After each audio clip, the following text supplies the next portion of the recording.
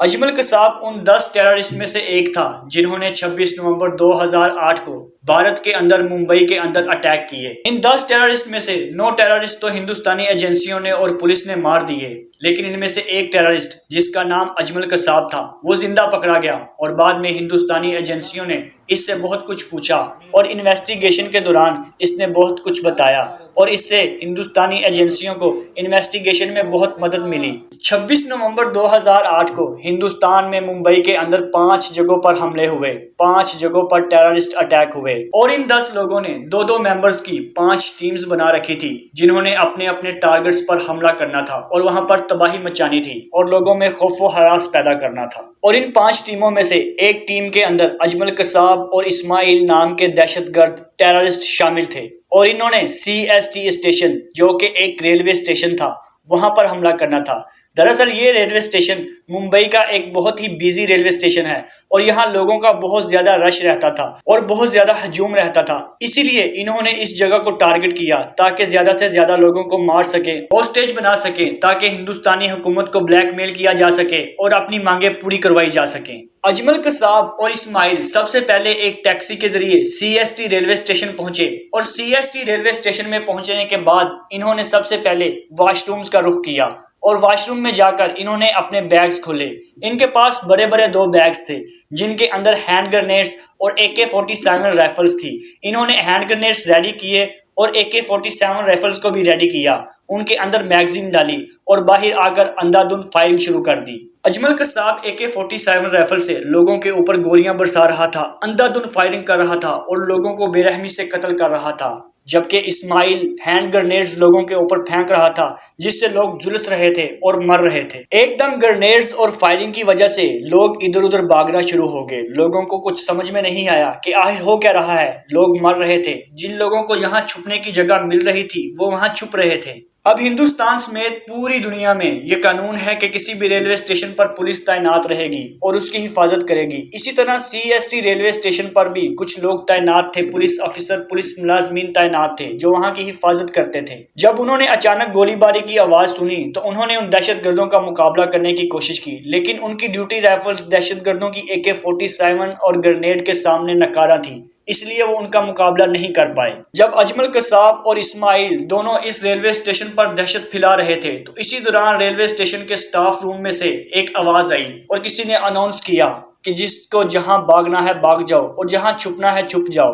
Railway station पर हमला हो चुका है और ये रेलवे स्टेशन के स्टाफ विष्णु दत्ता राम की आवाज थी। अजमल कसाब और इस्माइल ने CST स्टेशन पर तकरीबन 3 से 4 घंटे फायरिंग की और इससे 58 लोग मारे गए। इसके अलावा 104 लोग जख्मी हुए और 10 पुलिस वाले भी मारे गए। अब अजमल कसाब और इस्माइल यहाँ से निकलकर रेलवे स्टेशन के पार्किंग में जाते हैं और वहां पर जाकर गाड़ियों को खोलने की कोशिश करते हैं और स्टार्ट करने की कोशिश करते हैं। जब वहां पर बात नहीं बनती तो ये करीबी एक मेन रोड पर जाते हैं, वहां पर जाकर टैक्सी ढूंढने की कोशिश करते हैं, लेकिन इन्हें टैक्सी भी नहीं मिलती। ये इससे परेशान होकर पैदल ही चलना शुरू कर देते हैं और कामा हॉस्पिटल पहुंचते हैं। कामा हॉस्पिटल दरअसल लेडीज हॉस्पिटल था, यहाँ पर औरतों की डिलीवरी होती थी और इसके अलावा यहाँ पर बच्चे भी होते थे।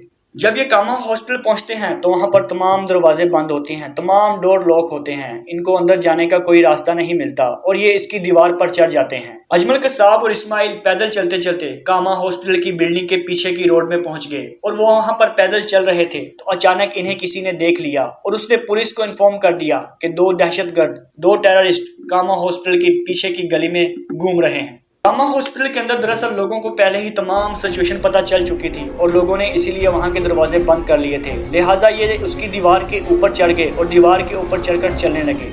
फिर ये उसकी दीवार से नीचे उतरे और पैदल ही वहां से जाने लगे।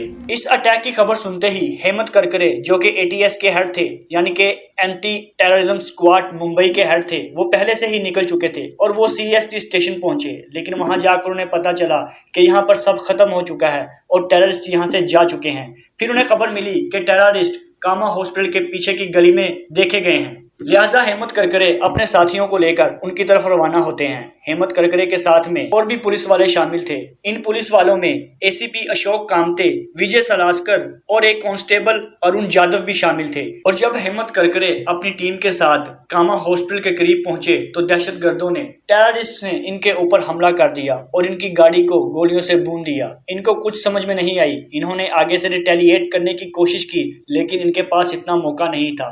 देखते ही देखते अजमल कसाब और इस्माइल ने 6 मैगजीनें इनके ऊपर खाली कर दी।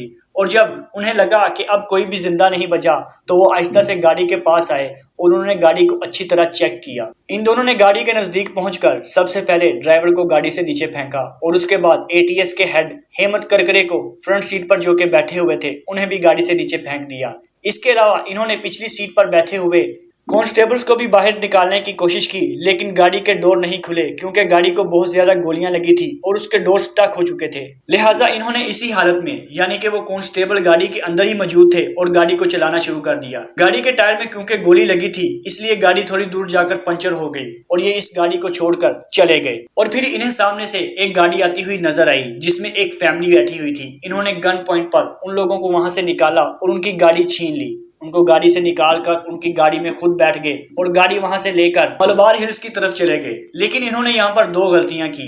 एक तो इन्होंने उस फैमिली को नहीं मारा जो कि उस गाड़ी में थी।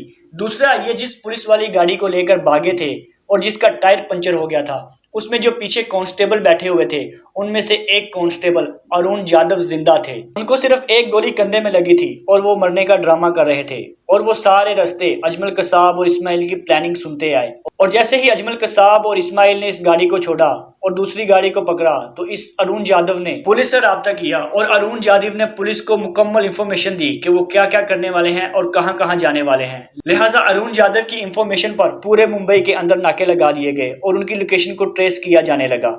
वो गाड़ी में बैठकर जहां जा रहे थे उस रास्ते में तमाम जगह पर बैरिकेड्स लगा दिए गए और हर जगह पर पुलिस तैनात कर दी गई। हर जगह पर पुलिस ही पुलिस थी और पुलिस के पास भी हैवी हथियार और हैवी ड्यूटी राइफल्स मौजूद थी। अब जैसे ही अजमल कसाब और इस्माइल एक नाके के करीब से गुजरने लगे जहां पर बैरिकेड्स लगी हुई थी और वहां पर पुलिस वाले खड़े हुए थे, तो पुलिस वालों ने इनके ऊपर अंधाधुंध फायरिंग शुरू कर दी। ये इसका मुकाबला नहीं कर पाए क्योंकि पुलिस वाले बहुत ज्यादा थे और उनके पास भी हैवी ड्यूटी राइफल्स थी और वो इनके ऊपर चारों तरफ से हमला कर रहे थे। इसलिए इनको जवाब देने का मौका नहीं मिला और इनकी फायरिंग रुक गई। जब इनकी फायरिंग रुकी तो पुलिस वालों में से कोई भी आगे नहीं आ रहा था, सब डर रहे थे।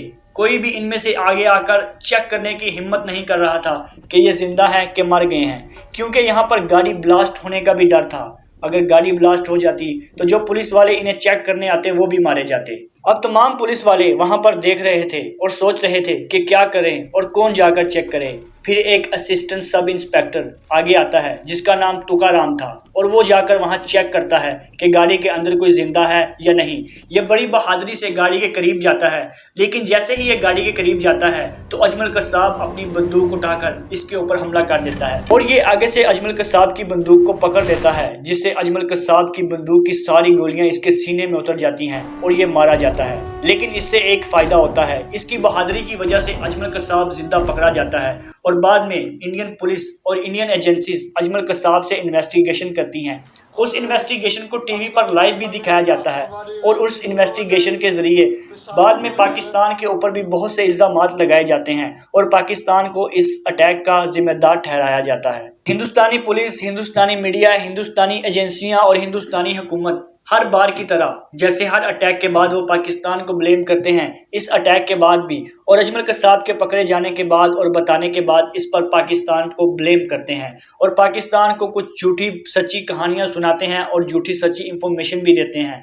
लेकिन कोई ऐसी इंफॉर्मेशन नहीं होती जिससे पाकिस्तान इन पर कोई कार्रवाई कर सकता। लेकिन हिंदुस्तान की एजेंसियां और हिंदुस्तान की पुलिस और हुकूमत आज भी यही कहती है कि उनके पीछे पाकिस्तान का हाथ था, लेकिन उन्होंने आज तक इसके बारे में कोई सबूत फराहम नहीं किया जिससे पाकिस्तान पर शक किया जा सके या पाकिस्तान को ब्लेम किया जा सके। ये थी हमारी आज की वीडियो। अगर आपको वीडियो अच्छी लगी तो वीडियो को लाइक करें और चैनल को सब्सक्राइब करें। शुक्रिया।